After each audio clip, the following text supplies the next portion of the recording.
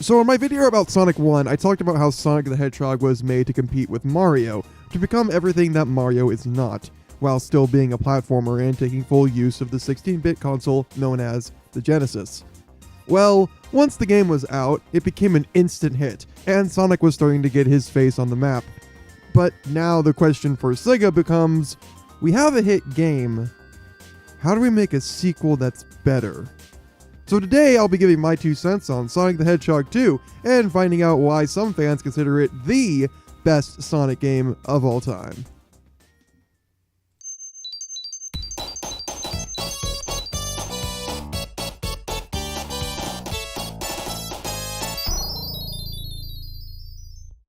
That's what I would like to say, but we have to clear up some things first. You see, Sonic 2 was not the only sequel to Sonic 1, and no, I'm not talking about the Game Gear / Master System game.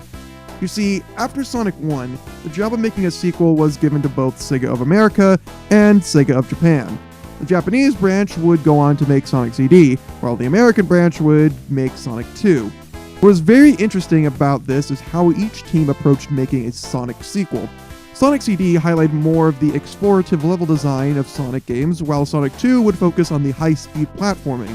I won't go too much on this here, as Sonic CD will get its own video, believe me, but I do think it's important to point this out. Sonic 2's development period is filled with cut content and ideas. There was apparently going to be time travel in the very early stages of development, but it was scrapped. However, what is more known is the cut stages and zones from the game.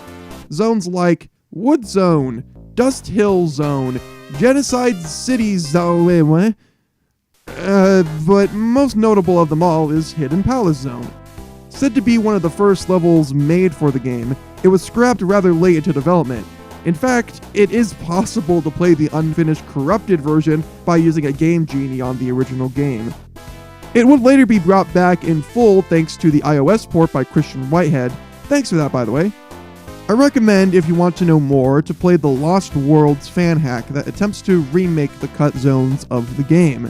In any case, Sonic 2 would release to worldwide acclaim on November the 21st, 1992, and would become the second highest selling game on the Genesis, right behind Sonic 1. And I mean, with an ad like this, it's easy to see why. That game can cut fries. How many modern games do you know can do that? Red Dead 2 might be good, but I can't cut fries with the game. Alright, enough history, let's get into the game. So after Robotnik's defeat in the last game, he wants revenge. Robotnik needs to capture animals to turn into robots, so the robots can build a massive doomsday machine, the Death Egg, which is just different enough to avoid a cease and desist from Disney. Luckily for Sonic, this time, he's not alone. Tails the Fox, or Miles Prower as he is called in Japan because it's punny, has joined up with Sonic. He can move as fast as Sonic, fly using his 2 tails, and can't die! How awesome! So off our heroes go to fight off Dr. Robotnik's evil army. So this is a case of second verse same as the first? As far as the plot goes anyway, nothing has really changed. Robotnik is the evil bad dude and you have to stop him. But now you have the power of friendship on your side thanks to Tails, who can be controlled with a second player. Cool.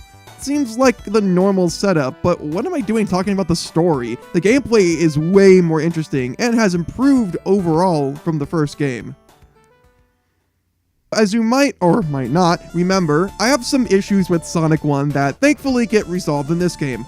Well, almost, but I'll get to that. The number one thing Sonic 2 has over the first game is high-speed platforming. There are no marble zones here. Speed has taken the forefront of the platforming, while also avoiding a hold right to win design. Sure, there are slow moments, but all the levels keep a fast pace with a few of those slow moments to stop it becoming repetitive. Well, most of the time. While the game starts off with a bang, it becomes a bit of a slog near the end. It starts with Oil Ocean Zone, which isn't bad, but it's a bit frustrating with some enemy placement. But oh, that's not the worst of it. Metropolis Zone. Oh my god, Metropolis Zone. Seriously, what happened to the great level design? You had some of the cheapest enemy placement in the series with some of the cheapest enemies I've ever seen. Slicers, I am looking at you. This zone is no better than Scrap Green Zone from the first game. It is out to get you and your rings, which would be fine if it didn't make the zone a chore to go through. On top of that, you have 3 acts of this. Yeah, before this, every zone had 2 acts with a boss fight at the end. A change from the first game that had 3 acts per zone. With this, the pace as a whole is much faster, but for some reason, the devs must have really liked this zone to put in another act. And the next ones after this, Sky Chase, which is just an auto-scroller, and Wing Fortress only have 1 act. And are much better levels. Well, Wing Fortress anyway. Sky Chase is up for debate. In any case, Metropolis Zone doesn't ruin the whole game for me, but I will often use the level select cheat so I can skip it, though it's not the only thing I have issues with. With that said, let's talk about the Chaos Emeralds in this game. Yep, just like with Sonic 1, you must complete special stages in order to obtain all the Chaos Emeralds and get the true ending, yada yada yada, you heard this before. However, unlike Sonic 1, you don't jump through a ring at the end of the stage when you have 50 rings or more. Now, all you need is 50 rings and find a checkpoint within a level. This is a much better change as it not only allows for multiple tries per act, but it encourages players to explore the levels, get rings, and find the checkpoints. It is even possible to get all 7 Chaos Emeralds within the first zone. They even added another incentive to get all the emeralds, Super Sonic, where Sonic becomes a Dragon Ball character and gains faster movement, higher jumps, as well as invincibility. I mean, he can still drown and get crushed, so that kinda sucks. Also, if you want to use Super Sonic, you will need to jump when you have 50 rings. And the rings become your timer for the super form. So this all sounds great, right? Then why do I not care about getting the emeralds in this game as well? Simply put, these special stages suck. I am not a fan of the half-pipe. More so if Tails is with you. Yeah, thanks for getting hit, Tails. Now I can't get the emerald. Gotta retry again. Anyway, if you like the half-pipe, then more power to you. I just find them in this game to be a bit obnoxious. There's just a bit too much trial and error in these stages, and it often seems like I have to try 6 or more times just so I can memorize the pattern of spikes and rings. However, I do acknowledge that these special stages are miles better than the ones in Sonic 1. And Super Sonic is a great reward for completing all of them. Just a shame you can't actually use Super Sonic for the final fight. Well, unless you have debug mode on.